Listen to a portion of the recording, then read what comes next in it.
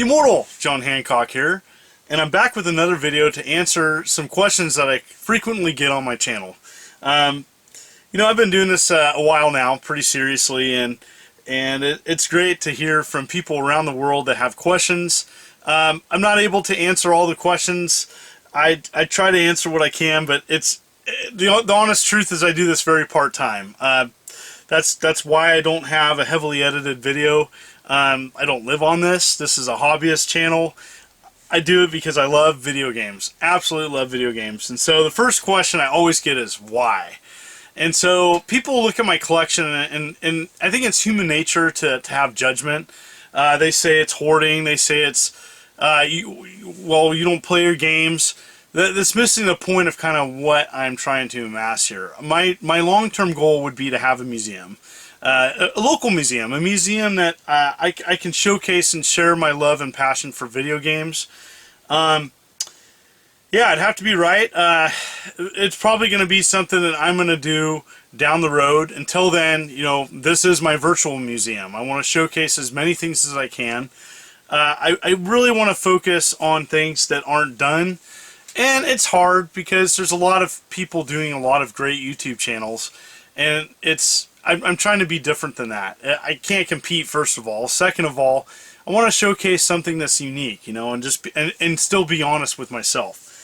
So, do I play my games? I play as much as I can when I can. And so, my downtime during the school year is pretty light. I have been playing my Nintendo Switch. I just picked up Tetris Puyo Puyo, and so I am enjoying that, but I haven't been playing a lot of serious, gaming. My last serious gaming venture was on spring break when I was playing Zelda Breath of the Wild. I put some decent time into that game. Got pretty burnt out, taking a break from it, but it's still there for me. Are you rich? I get that all the time. Are you rich? No. No. Again, I'm not. I'm a middle class person with a. I'm educated. I pretty much went to school for several years to get my master's, and I was a social worker for a long time, and now I'm a teacher. And so that's that. Yes. Am I game rich? Yes. But I started collecting when this wasn't popular or a thing, or YouTube or eBay. I was collecting it because I enjoyed doing it. I went from a couple different hobbies, but I went from cards to comics as a kid, and from comics to figures, and then from figures to video games. And so I don't count me collecting video games when I was a teenager. I really wasn't collecting video games. I was playing the games that I had. It really got serious, I would say, in college. And so even in early to mid 90s, that's when things got pretty serious for me, and I knew that I was really enjoying the hobby and just stuck with it. Other questions I get, one book to recommend. So people ask me, where do you get all your knowledge? A lot of it is just experience of collecting over time, growing up with some great things, getting to see things hands-on. I mean, that's the best experience you can have, is experiencing it yourself. However, there is one book I will recommend if you want to educate yourself on game history or what's out there. There is only one book, and that's Phoenix 4. Phoenix 4 by Leonard Herman. He's my hero for game history. And there's a lot of people that say they're game historians and stuff, and there's even successful YouTube channels out there saying doing some great things, but there's only one Leonard Herman, and this book is amazing. It is fascinating, has a ton of stuff in it. I could go on and on, but read that book. Read that book. It's great. I'm not all the way through. I've read previous versions of this. The newest version is huge. If you could travel anywhere in the world, where would it be? Australia. Hands down, Australia. I get some of the nicest comments from people from Australia. So if you're watching this from Australia, I'd love to visit someday. I don't know how, but I just think that it seems like a beautiful country. I have some friends that did a long time ago told me about how much fun it was to travel there.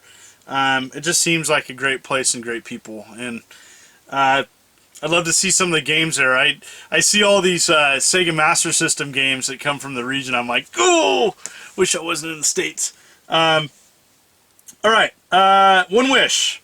My number one wish right now. I wish I wasn't filming with a potato. I have an older Sony Handycam, and it is time to upgrade.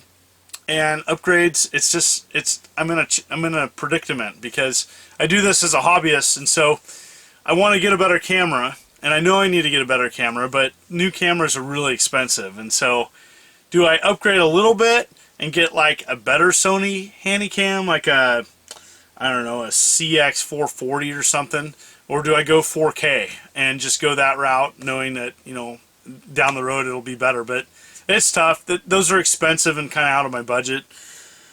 My YouTube goals. What YouTube goals do I have? My long-term goal would be to hit 100,000.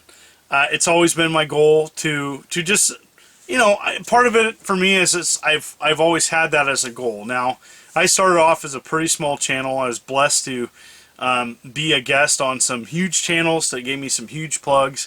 Thank you so much to Metal Jesus Rocks, who's constantly giving me plugs.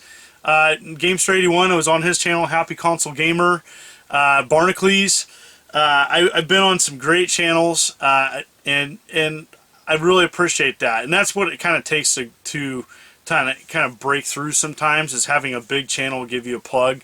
That's the truth of the matter. And so here I am, just plugging away. I'm getting closer to 30,000 subs. And it's amazing. It's a lot of fun to do. It is a lot of work, and that's my YouTube goal. It's just to be myself. And there's going to be people out there that have better edited videos, and there's going to be people showcasing stuff. And for me, it's just to be myself and to be honest on camera, and to have it like a conversation. I've had some nice comments of people just saying, hey, it's like having a conversation with you. Well, thank you. That's what I'm going for. Going for just having a conversation with the camera and just keeping it real and being honest to myself. Best gaming era. This is an interesting question I get. Best gaming era for me is the early 90s. I'm a huge Atari fan, Nintendo, Sega, 16-bit era, and at the time period you could get all of that brand new. TurboGrafx 16 even in the early 90s. And so it was a great era. There was just so many products that you could buy new. It was just, to me, a great time because you could still experience classic Atari at budget prices, yet you know, Nintendo was kind of winding down with its original system, and then the Super Nintendo was ramping up. But then you had Sega Genesis still rocking it. You had Sega CD.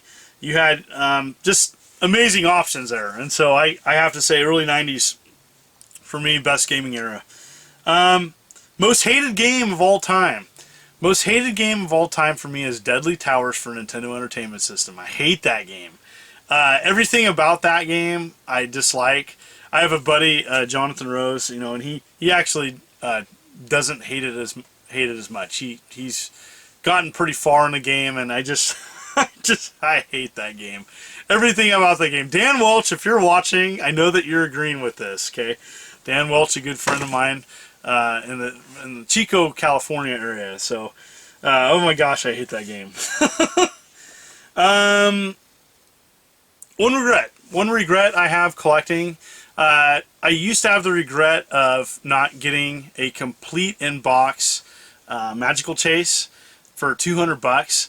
Now that I have Magical Chase, I don't have it complete in box, but I have it. My biggest regret is not scoring a Battlesphere Gold, which is a really rare Jaguar game, and it's pretty pricey. I could have got one for $200, but again, you know, a long time ago, that was all the money I had on a trip for spending money, and so I either bought that and was broke, or bought a bunch of other stuff, which ended up completing my Nintendo collection. And so I'm kind of glad I didn't get it, but still, it's like, wish I could have got it. Yeah. Are you still looking for stuff? Yes, always looking for stuff. I'm still looking for the dreaded NFL Blitz 2000 Greatest Hits. It's going to be a silly thorn in my side for maybe a long time. One sold on eBay for nothing around April 1st while I was doing Cowlitz Gamers for Kids, and so I missed it. I was like, ooh! So I'm still looking for that. There is a bounty on that. I will pay somebody more than what it's worth if they do find it. Looking for a blue label for my Ghostbusters Sega Master System set. It's really hard to find. Still looking for that. Always looking to pick up any boxed Atari games or Atari XEGS games that I don't have boxed.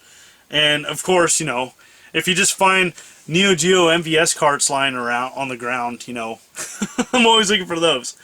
A lot of people, I talk a lot about classic consoles on my channel, but I do collect a lot more than that. I have a lot of handhelds, a lot of vintage computer stuff, Apple II, Commodore 64, Aquarius computer, weird stuff that doesn't showcase a lot. I even have an Imagination machine that works. There's a ton of stuff that I have. I want to wait till my house gets expanded and then have a proper place where then I can start showcasing stuff. I'm in a cramped game room right now. It's kind of waiting for, it's been raining heavily in this area for a long time, and so once it starts to dry out, the expansion will begin, and then I can start working on my new media room. The new expansion, which a lot of people have questions about, it's going to be a place where I'll probably be video shooting my my YouTube channel, as well as having a pre-crash room. It's going to be dedicated to stuff that came before Nintendo and Atari. So there'll be some stuff in there that kind of doesn't fit, but I want to have it kind of a different type of game room. You know, there's a lot of Nintendo-themed game rooms out there. I don't want that. I want something that's kind of shown differently, and I have enough product to showcase in it, so I want to make it look really nice. And so it's just going to take some time. I predict it'll take at least a year to fully construct my new media room, and so I have some ideas and some things I want to do, and I'll showcase some video of when constructing it as well. So. Biggest challenges for me personally, I'm a collector first and a YouTuber second. There's a lot of people that, you know, they have some games and they're into gaming, but it's really for their channel. I'm a collector outside of YouTube. You know, I was known for my game collection, not my YouTube channel, and so I always struggle with that because I have to know my own limitations. And it's kind of hard sometimes. It's kind of hard to look at what I'm trying to do and not compare it to somebody else, because, you know, the truth of the matter is, you know, I have limited time to dedicate outside of a family, outside of a full-time job, outside of just having some downtime. You know, this last year I've been pretty fried, and so I'm doing better now. I'm in a better place. I'm not feeling burnt out. I feel energized. And I literally look forward to doing some great videos this summer when I have a little bit more time. It's just lately, I haven't had any time. And space. You know, my game room's a mess. That's why I typically showcase this one section of my game room, because the truth of the matter is my game room is just a mess right now. And so I need some time to kind of organize it. I'm boxing stuff up, getting ready for when the expansion happens, I can be able to move stuff around. I think the other challenge that I run into is falling into the trap of, well, this video is going to may showcase more, or do I show something I'm really passionate about? And so it's tough. I'm going to be honest with you. I don't want to be that guy. I don't want to be the person that's showcasing something that 5 other YouTube channels are doing too. It's hard. I was really excited about doing a video, and I saw that another person did a much better job of the video than I ever could do, and that's a constant challenge of mine, of just trying to showcase something that's genuine and real, that's me, but not falling into the trap of just really caring about how many views it gets. And it's tough. It's tough. Anybody who does a YouTube channel can relate to this. And because, you know, I want people to feel like they got when they watch my channel, that they are entertained, that they feel like it was a good use of time, and I don't want to waste someone's time. And so, to everybody who's taken time out of their day to look at any one of my videos, thank you so much. It means the world to me. I've heard and seen the nicest positive comments from people around the world, and I just love it. So keep doing them. Keep doing it. It lifts my spirits. Thank you. So that's it. I think. Oh, one more. Is retro crashing? I've been getting this question quite a bit lately. A lot of people, I think a lot of speculators are asking me that question. You know, getting in this hobby now is tough.